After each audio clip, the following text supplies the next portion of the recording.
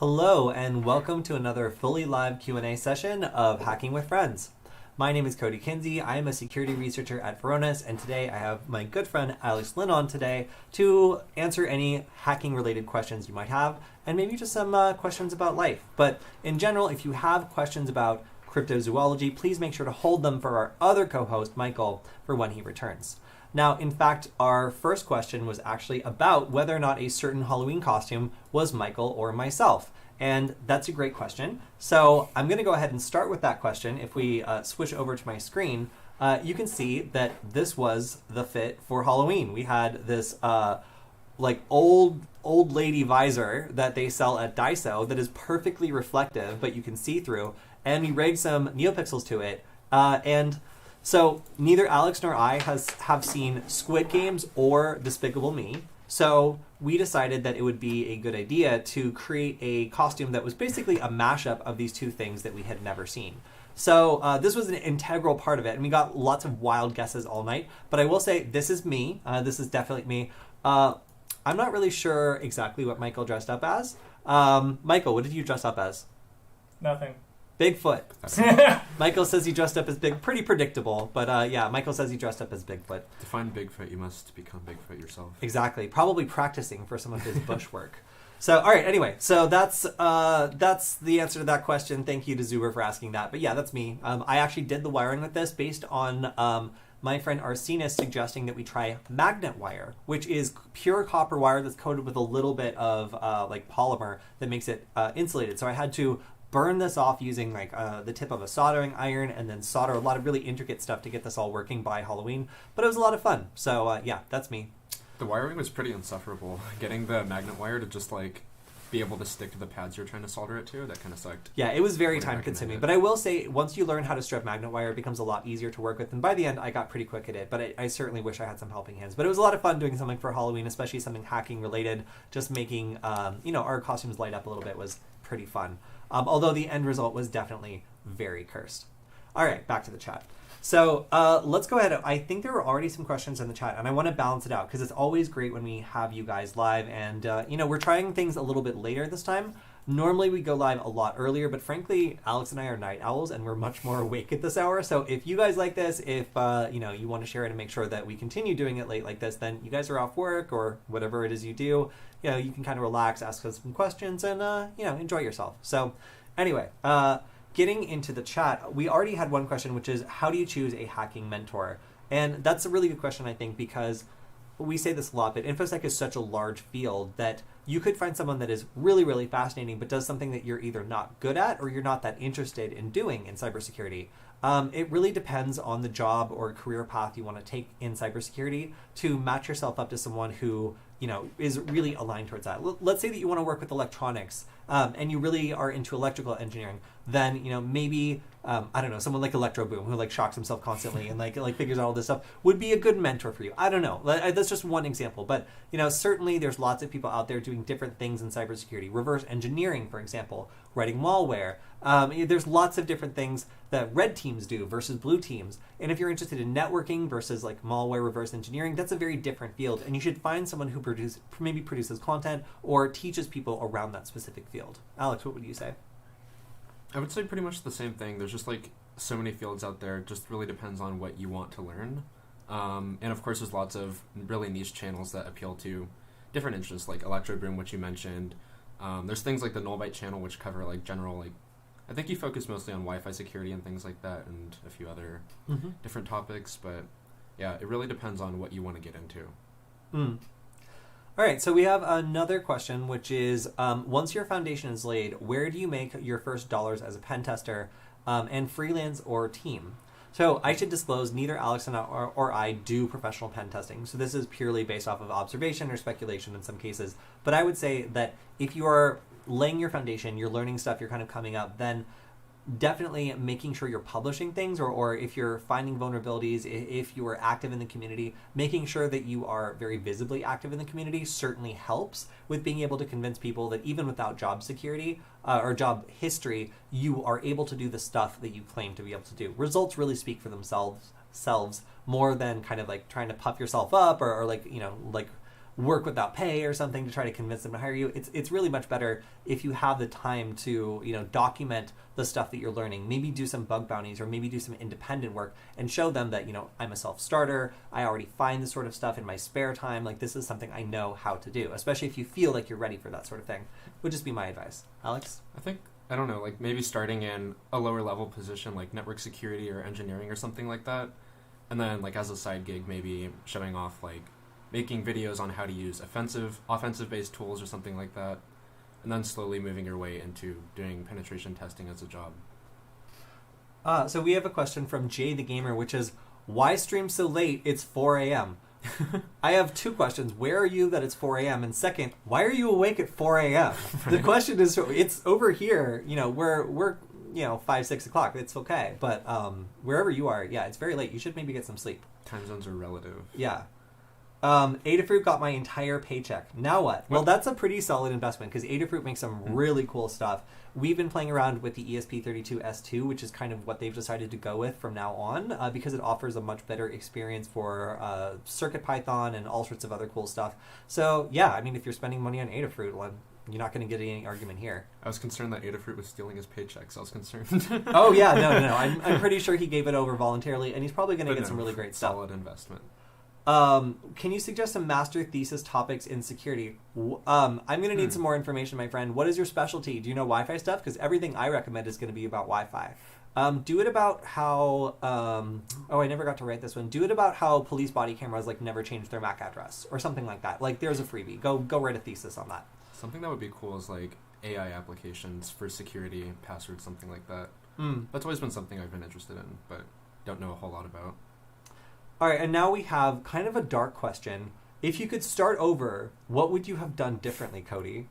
So many things. I'm sorry. Are you my therapist? I feel like I would really have to open up in order to answer this question. I would say, if I knew I was going to get into hacking, I might have not done... Well, no, honestly, most of the things I've done have prepared me for the job I have today. Working as a photographer taught me about lighting, which taught me about production and cameras. Working in startups taught me about technology and business. And then eventually working at Nullbyte taught me about presenting hacking topics and teaching people. So, honestly, the path I took was pretty good to get here. I would say if I just knew that this was valuable earlier, I probably would have started making content a lot earlier in my career because I had just assumed that nobody would want to see it. And it took somebody paying me to do it in order to get me to do it myself. So I would say, actually now thinking back, if I was going to do it all over again, I would probably, when Nullbyte told me not to make a video channel, I should have just made my own video channel and then just kept that. And now Nullbyte wouldn't be derelict and I would own a channel that has 800,000 subscribers. I guess that's my biggest L. Alex, if you could do it all over again, what would you do?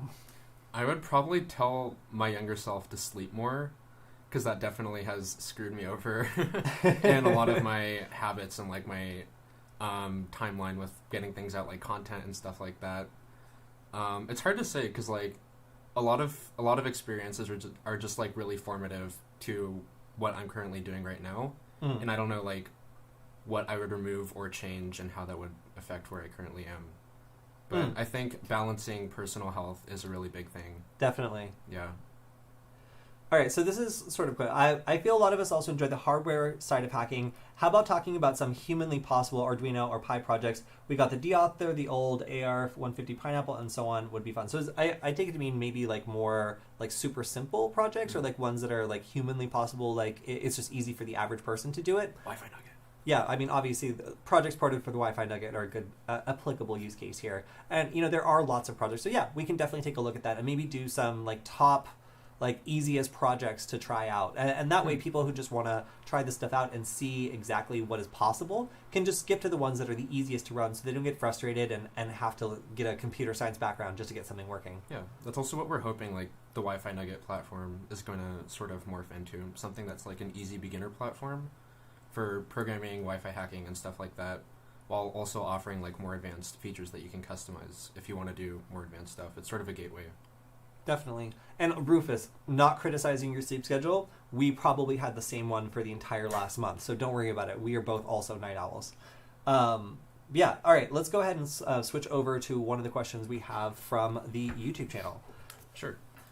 I think this one was on my most recent Bash Bunny video. Mm-hmm. Getting into coding and hacking sounds fun, but it ends up being not so fun when you can't legally do any of this. Where is this person located? Well, no. So, I mean, this person could just lack a little bit of imagination when it comes to the ways that you can get started doing this stuff. Because, one of the things that I was really fascinated by was just using little microcontrollers, or a Raspberry Pi, how you can set something up to look like a vulnerable server or act like a router or something else that you would usually need permission to attack. But in this case, you can actually attack it without needing anybody's permission. And my favorite is probably the ESP8266 or ESP32 NAT router. So this is, using a little microcontroller, you can make it create a router that acts just like a normal router and attack it and just see the effect on that. And what it does is that little microcontroller is able to connect to your Wi-Fi network and forward traffic from devices that connect to its access point, which is really cool because it only has one Wi-Fi chip. So, it's a little slow because it only has one antenna, but it's able to act as a network bridge, and you can attack it. And, it's very cheap to do that because you're not buying a whole router. So there's really cheap tools out there for you to practice some of these skills. And there's also projects like, Metasploitable, or what are some other like hackable projects you can think of? There's like the Damn Vulnerable Pi project. There's, they also made like a website that you can download. I forget what it's called, but you can also run it locally on your computer. They're slipping my mind right now, but if we have any, we'll drop them in the chat later. Yeah, and then the Chicken Man game is also something we created a while ago for people to be able to like practice Wi-Fi hacking and actually do some like Wi-Fi cracking and stuff along with it, and get a nice little like light show along with it. A little bit more like difficult to set up, but still a really cool example. So that's just saying there's lots of different things out there. I think Damn Vulnerable Pi is like a really excellent example. Did we mention Hack the Box? Oh no, I don't think we did. Yeah. So there's lots of different things you can do to practice these skills, and there's lots of either deliberately vulnerable or kind of like training applications that will help you do this. So don't worry if you think that you're going to learn these skills and then not be able to use them anywhere. There's plenty of places to practice, and if you're creative, there's lots of hardware devices you can use that are really cheap that simulate the stuff that you would be attacking. Yeah, that's why the ESP platform is super cool, and why we chose to use it like for the Wi-Fi Nugget too. Because it's a really easy way to get started with Wi-Fi-based applications, like creating a network that you can attack for really cheap. All right, so let's go ahead and switch over to my screen, and we have a question that was submitted via Twitter. So I think I already answered this via text, but we did get a lot of questions about this, and that was whether or not the ESP8266, which is the heart of the Wi-Fi Nugget, I have one here, whether or not that supports 5 gigahertz. Alex, you have the unfortunate answer. The unfortunate answer is no. Yeah, so there's not a lot of microcontrollers out there that support 5 gigahertz, at least not in the affordable range, and not by Espressif, the company that makes the ESP8266. This is something a lot of hackers have wanted for a long time, but really what's valuable about this is the ability to manipulate the Wi-Fi to put out any packet you want and do things like promiscuous mode. So provided that those features are included in a well-documented microcontroller that's released that supports 5 gigahertz, then you can expect to see this attack be ported over to that almost immediately upon this device being available. But at the moment, there's no good choice for this except one weird like Texas Instruments chip that's like not very well documented and also is expensive compared to what we've come to expect with other microcontrollers. So this is still a much coveted ability that, as far as I know, most microcontrollers do not support. So really interesting question. Really interesting question. Unfortunately, currently not supported. There's this one recent chip that came out that was covered by, I think, Andreas Spice or something like that, the Swiss guy on YouTube. Yeah. If you switch over to Who's my excellent. screen. Yeah. So besides the Texas Instrument one, I think this one's made by like Nordic Semiconductors. Ooh, turns out you can't see my screen. All right. Hold up. Give me a sec. Yeah. I'll change that right quick. Okay, there we go. We should be able to see my screen. Yeah, cool. Cool. So there's this new microcontroller that supports both 2.4 and 5 gigahertz, and it looks like it's in the same footprint as a Node MCU. Oh, that's really interesting. Yeah, I don't know what it supports in terms of like being able to do packet injection or monitor mode like you can do on the ESP, but it seems interesting, and if we could get our hands on one, we'll probably review it. Yeah, absolutely. So yeah, that's I actually forgot that we talked about this. So there looks like there are some microcontrollers out there, but the big question is, can we use them the same way we would use an ESP8266 to do 5 gigahertz stuff, or is it going to require a completely different toolchain to do it? Right. It's going to be very interesting. All right, so Zam has a question. Are you working on any Nugget tail add-ons. So this is something that was actually suggested to us by MG of Hack5. He was saying that, like, you know, one thing that we should really consider doing is add-ons for the Nugget. So that could be like a body you put on it, or like something else that makes the Nugget more useful, maybe by adding sensors or something like that. Alex and I have been seriously thinking about it and trying to make this Nugget as, you know, expandable as possible based on the limited amount of pins that are exposed on the D1 Mini footprint. Now, we might get access to some more pins when we switch over to a new surface mount design, which we are currently working on, but it's going to be probably a couple months until we have a finalized version of that. So, yeah, we'll see. Alex? Yeah, moving on to like the ESP32 platform also will give us access to more pins. Mm-hmm. And we're hoping to make it like sort of modular where you can like plug in attachments like hats and things like that, so you can add on different hardware modules. But yeah, that's currently in development, and we don't really have a game plan for how this is going to pan out. Yeah, we got to finish the Nugget before we start doing add-ons. Right. But the nice thing is there's been a ton of demand for this. We have more demand than we can keep up with right now, which is a very good position to be in. So I just want to thank everybody that has either bought a Nugget or supported us. It's been really cool to make this community project. And if you don't know what we're talking about and you want to check it out, you can go to hackhat.com and you can build your own version of this, because we make sure that all the files and stuff are available. So this really is a community project, and the only reason to buy it is if you want it, you know, fully assembled and ready to go, and if you want to support us. So yeah, it is an open source project. We publish the code, and if you wanted to make your own board or your own version of this, then it will be available for anyone that wants to. Yeah. But yeah, so all right, so we have a question from the chat, and this is: can you tell me in the past how hackers would hack without Metasploit? I think you might have a better answer than I'd be able to formulate. So, I mean, all sorts of ways. I mean, one of the first ransomware attacks was a biologist mailing out floppy disks that had malware on it, and when loaded, would just lock the user out of the computer and demand money until, you know, they demand money in order to get access back to the files. So there have been lots of different ways people have hacked all sorts of things for a long time. I mean, before Metasploit, I think, like, you know, there was also that incident where somebody managed to get a bunch of people's credit card numbers by infiltrating the Wi-Fi network of a major retailer that was using WEP instead of any sort of secure method of making sure their point of sale systems were secured, and was able to get all the way up to the point that they were intercepting communications and capturing lots and lots of credit card numbers. So that was all done presumably without Metasploit. So Metasploit is one of those frameworks that makes it really easy to basically take the steps that you need as an attacker to establish persistence, like get elevated privileges, like get a C2 server, and do all the stuff that you need to do in order to make your malware work, in order to really simulate an attack.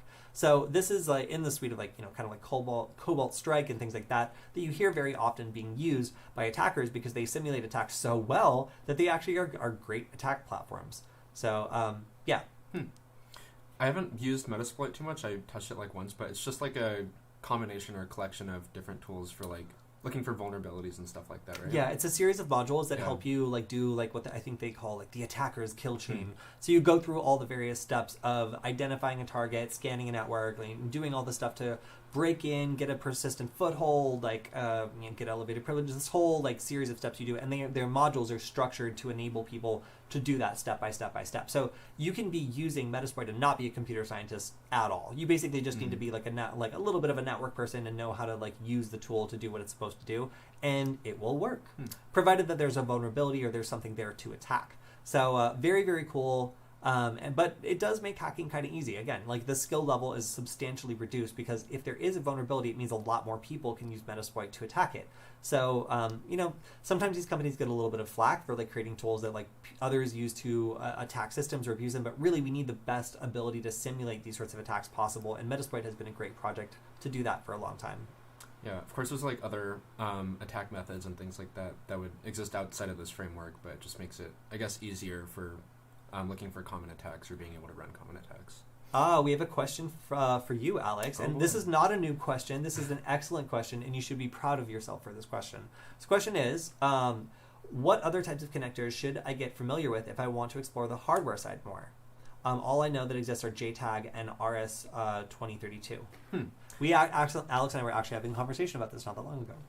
Well, RS-232 allows you to, I guess, establish like serial communication between various different types of chips, but if we're talking about like actual hardware connectors, or rather I guess protocols that you should get familiar with, I guess like UART, FTDI. FTDI is commonly used for programming like in chip things like if you wanted to program a raw Arduino chip or like an ATtiny85 or something like that, I'd recommend FTDI. I guess like UART, anything serial based, so that would be kind of in the same vein as RS-232. Yeah. What about that fancy Adafruit one?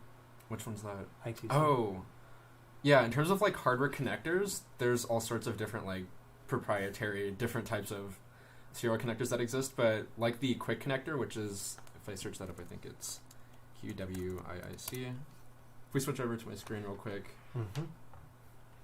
this seems to be an interesting one that different like hardware manufacturers are starting to catch on to, which allows you to basically just like plug and play different hardware sensors over I2C together. So like as you can see here, you can just chain together a whole bunch of different I2C modules through this connector type. So if we're talking about protocols that you can use for communication, I2C is a big one. There's different hardware modules for that, like this quick connector. SPI is also pretty important, and UART. Those are probably the biggest that I'd recommend. See, this question was like almost specifically for you. Very, very good question. And yeah, as Zam pointed out, FTDI is everywhere. Yeah, it is. Yeah, even before I did much programming, when I was doing an NFC project where I needed to like use an NFC like reader and writer to like, I think I was like cloning some door codes.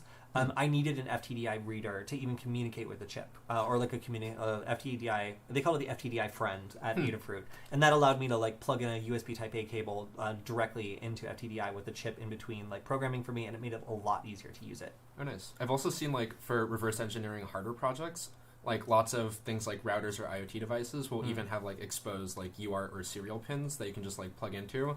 So knowing your way around like serial and being able to communicate with serial devices by like reverse engineering them or whatever is really important. So I guess like serial based devices.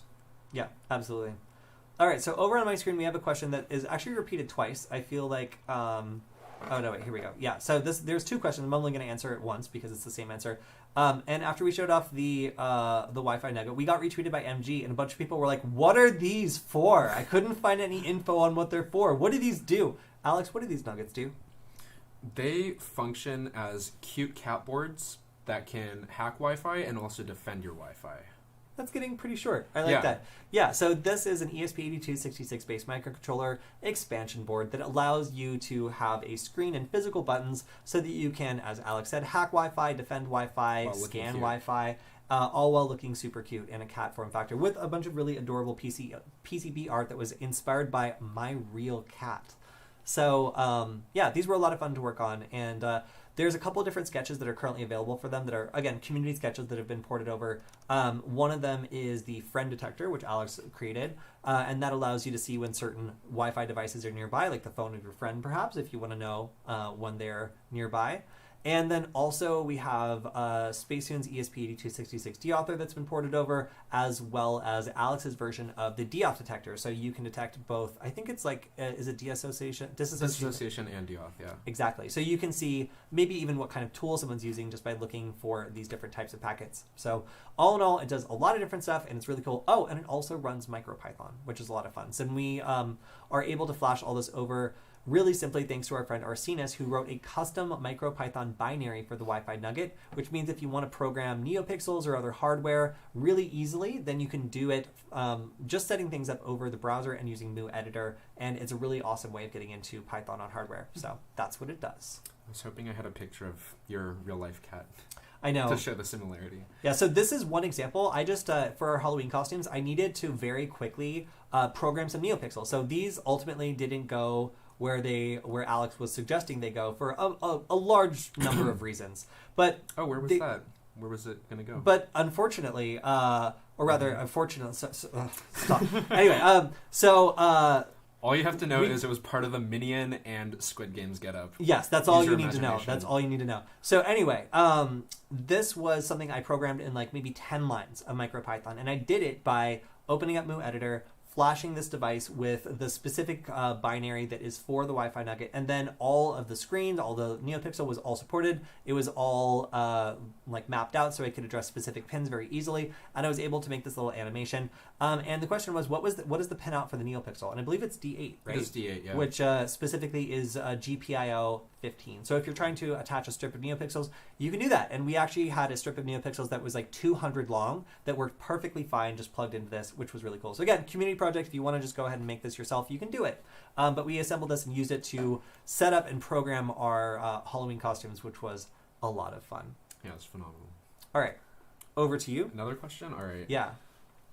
Please do some videos with the Wi-Fi Pineapple. There aren't many good ones out there. Perhaps. I've been wanting to get more into Hack 5 products. They're really easy to get started with. The Wi-Fi Pineapple would be a good one for Wi-Fi security-based stuff. I've been working with the Bash Bunny a lot more recently, and it's pretty cool, but I'll make sure to check in on that.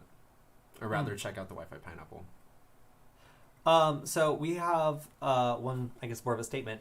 I have the Wi-Fi deauthor watch. I just haven't sat down and learned to use it, just rickrolled people with it. So all right. So what's interesting about the Wi-Fi Nugget is this set out as a project to kill the deauthor wristwatch. And the reason for that isn't because we hate it. It's actually the best-selling product that runs the code that Stefan wrote. So Stefan and I originally set out and we were like, I wonder why this product sells so well and how we could make something that sells even better someday. So what I love about the deauthor wristwatch is, for one, like, it's convenient. You know, it's a watch. It's right there. It's an IoT or like it's a wearable device. And then for two, it has the ability to interface with it without needing any other computer. You can do most of the core functions with just a couple of button presses. Now, I don't like the specific buttons that it uses because they are terrible. Yeah. It's like a little slider switch that breaks off constantly and you have to keep repairing it. But I do love the idea. So we really wanted to create something that was like that. Basically, you could use it right away without needing anything else. You don't need to connect a computer to it. You can basically run the same thing that you would on the deauthor wristwatch, but this one's cat-shaped and functions as a self-defense tool if necessary. And of course, like, it supports us, and we're currently creating a variety of new different types of software for it that are going to be more defense-focused, and I'm actually really excited about that because we've been planning it for about a month now, and I think that the new version of the software is really going to differentiate it and end up being the primary thing that most people are interested in on it. So I'm very excited about that. And also, for anybody who asked in the chat availability of these, they're currently sold out because we spent the last week fulfilling them. Yeah. Or Alex actually spent the last week fulfilling them. If you got one, then you can thank him for putting it together with his own hands and shipping it out. So Nugget assembler. Yeah, so Alex is going to be releasing another line or another group of these probably just before Black Friday, and then another group of them is going to drop on Black Friday. So you can go to the link that Zan provided in the chat and you can sign up to be notified when they're available, and we will let you know the instant that they are. Last time they sold out, I think like 60 of them sold out in like 3 days. So sign up if you want to be notified, and we'll make sure that you're the first to know. But yeah, lots of fun, and it was a lot of fun to make them. All right, let's go with question from you. Cool. This question's directed to you because I know how much you love God dang it, cryptocurrency. Yes. Cryptoid currency? I love cryptocurrency. Is it a Nessie coin? I had it fumbled up with Michael's specialty. Cryptocurrency. Yeah. Can you help me tracing for stolen crypto from my wallet? We can help you trace Bigfoot. Actually, yeah. Well, wait. Can we? Yeah. Oh. We have a resident Bigfoot expert. Oh, no. Cryptocurrency. Yeah. Cryptocurrency. Yeah. So anyway, there are a number of different problems when it comes to tracing Bitcoin that's been stolen. And I'm assuming this is Bitcoin because if you're using Ethereum, I don't know how to do that or if it's possible. Do you? I do not. I don't care. But anyway, Bitcoin, which, again, arguably is real, has a couple different ways it'll function depending on the kind of wallet that you're using. For example, if you're using like a Coinbase wallet, it's going to generate a new wallet address for every transaction. So if you're trying to like find the guy that like took this Bitcoin and associate them with a bunch of other transactions, you might be out of luck because they might be using a service that's creating multiple wallets for them, or they might be smart and create multiple wallets for themselves. So there's lots of different ways that people can kind of hide this, but there's also a pretty clear trail that people will leave when they're just taking money. Now, that could end when it comes to something like a Bitcoin tumbler, where they're going to be putting a bunch of money in a big pot, dividing it up, and then each person gets what they put back in, but not necessarily the same Bitcoins. This is a very common way for people who are trying to do money laundering to clean some of the money, or at least make it more difficult for it to be followed. So, my answer is it's complicated. Yeah. Depending on the type of currency, there might be ways to do it, but depending on the way that the thief stole it, it might not be as traceable as you would think because of the way that some of this underlying technology works with creating new wallet addresses and hiding the identity of the owner. Alex, anything to contribute on that cryptocurrency question? Sadly, I only know about cryptozoology and nothing more. All right, well, maybe next time. All right, I have a question that came in on my Twitter. It's not really hacking related, but hey, I guess I'll just answer it. The question is, impressive diameter. Is this a pipe or a water tunnel? Isn't that a crawfish? And my answer was, I think it's a crayfish. Right, yeah. So I just wanted to say, this is a storm drain tunnel in Los Angeles. I do not know why there were crayfish in it, but there were, and I'm pretty sure that was a crayfish. All right, back to you, Alex.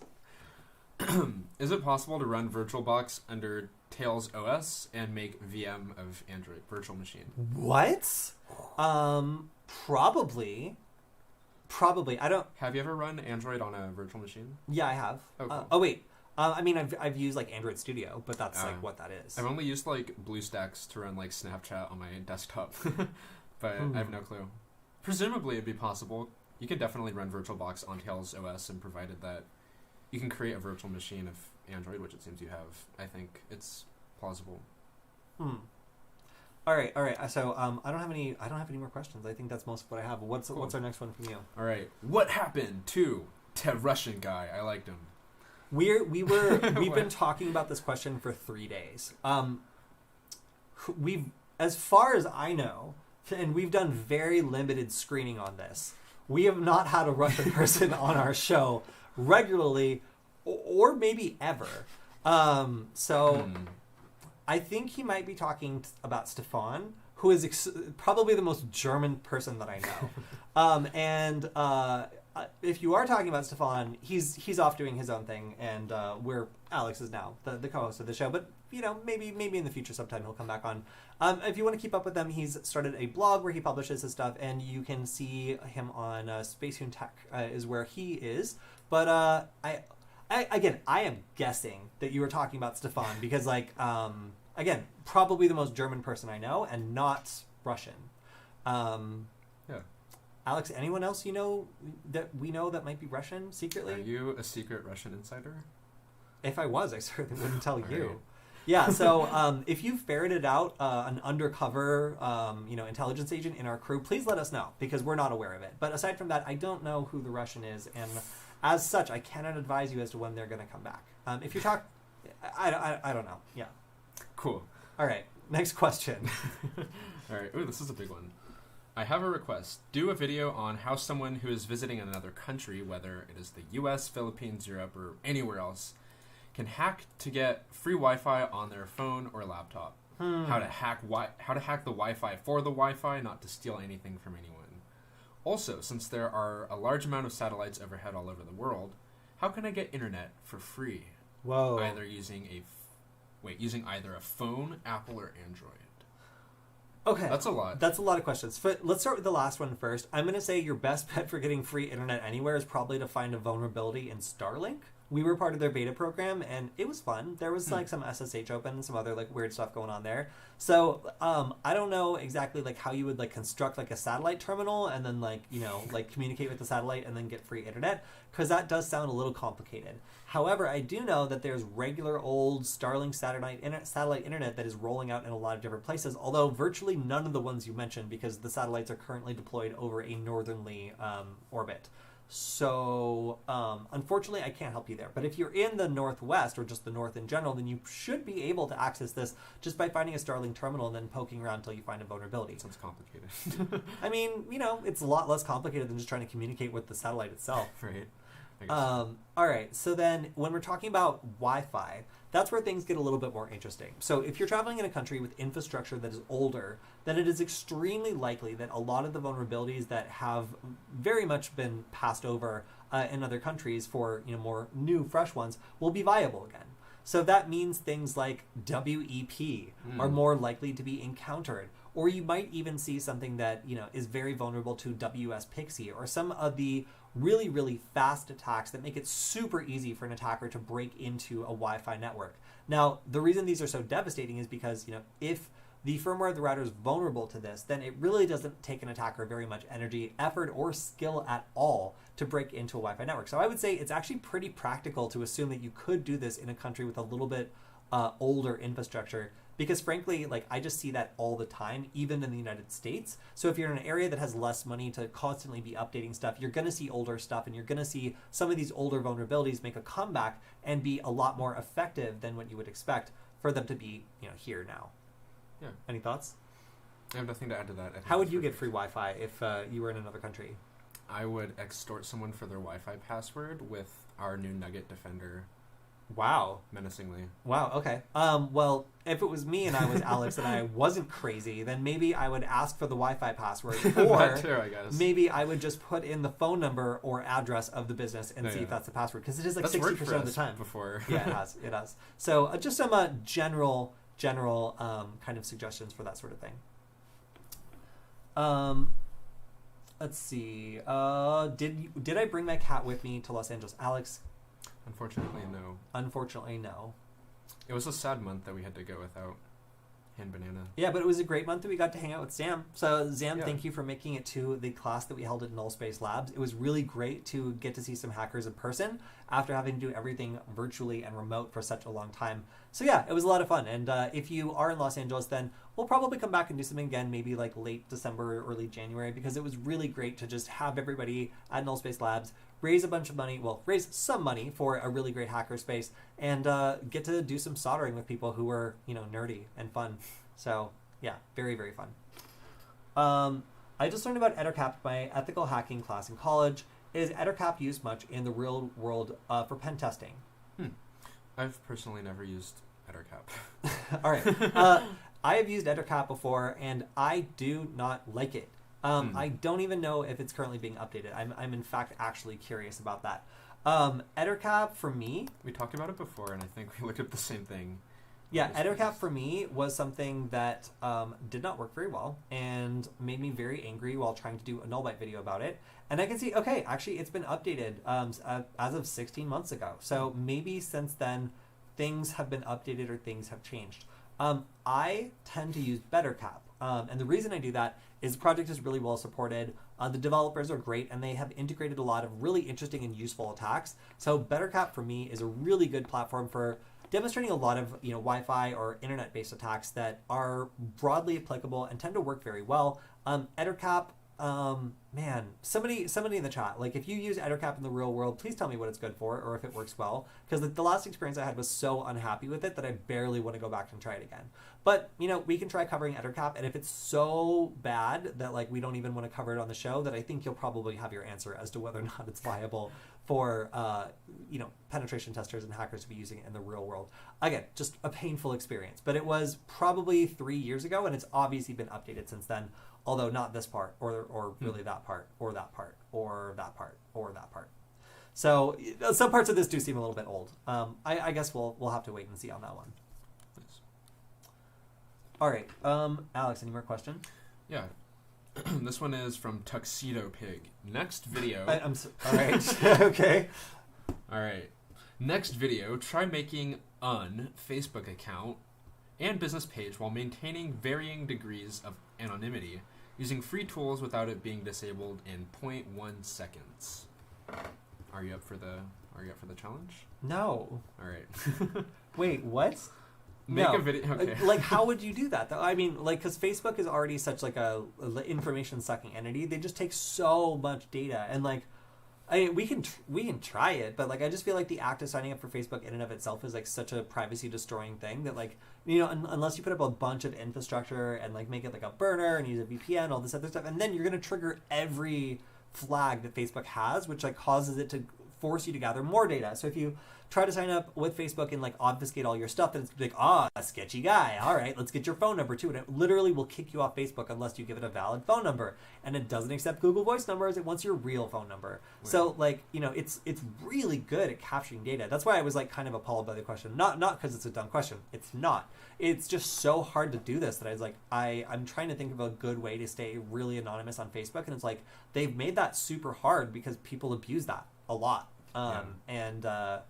Yeah, so Yikes. Oh, and also follow up. They were learning for ARP poisoning and DHCP poisoning, and man-in-the-middle attacks for Ettercap. And yes, that's definitely what that is for. Cool. But I would say try Bettercap because some of the modules are just super easy to run. I found that they work pretty well. I haven't tried DHCP poisoning, although I do believe that is a feature that Bettercap has. So try it out. Let me know if you think it's better or worse. And if you think it's better, then go back and tell your networking class because maybe they could learn from it. Nice. Oh yeah, and of course, we in no way advocate actually hacking Wi-Fi networks. We are only saying in theory how a hacker or somebody in another country might gain access to these sorts of networks. We would never advocate for you to break into a Wi-Fi network, which could get you in trouble and even arrested for theft of services or some other crime in some country I don't know about. So be aware of that. Or physically threatening people with our Wi-Fi Nugget tool. Yes, please don't do that either because the ears are actually quite sharp. So question about the Nugget, how's the shipping? It's terrible. We hate doing it, but we do it and it ships everywhere. So as far as we know, it works just fine. Hey, are you able to do more videos on Bluetooth like knob attacks and DOS attacks? Thanks. So, you know, I've been interested in Bluetooth denial of service attacks for a while. I haven't found any super good ones. So if you guys know of any Bluetooth-based attacks that we should cover, I would actually love to do this. I feel like we've really gone light on really a bunch of different stuff related to Bluetooth because it's relatively harder to do compared to Wi-Fi.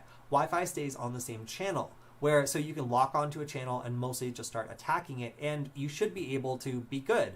Whereas Bluetooth uses frequency hopping to dart all over the place, and it makes it much more confusing for an attacker to figure out exactly what channel the Bluetooth device is going to be transmitting on next. And that provides some inherent protection against some of the attacks that we're talking about, like brute force, or like either brute forcing or de-authing or jamming in the way that we would see with Wi-Fi. So I would love to do it. But if anybody can recommend some good tools for Bluetooth that we might have overlooked, I have yet to see any really good universally applicable like de-authentication tools, for example, for Bluetooth or denial of service attacks.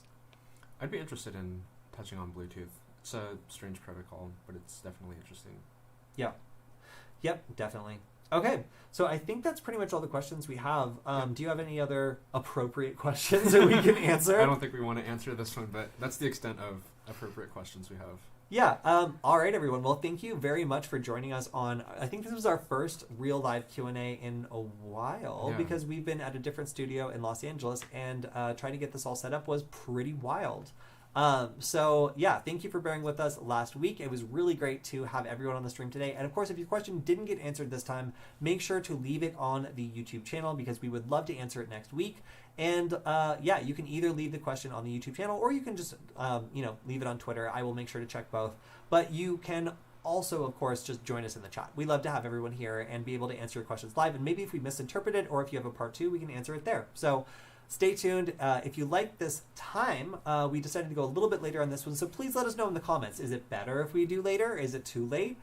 If you prefer we go back to the morning time, we'll consider it, although we're going to be a little bit sleepier. Yeah. So also, per always, if you want to see some more great Varonis content, make sure to check out the Varonis brand channel where you'll see the threat update, where our sometimes co-host Killian will also tell you about the threats that businesses are up against and how they're responding to them. And we will see you all next time. Thank you very much. Bye.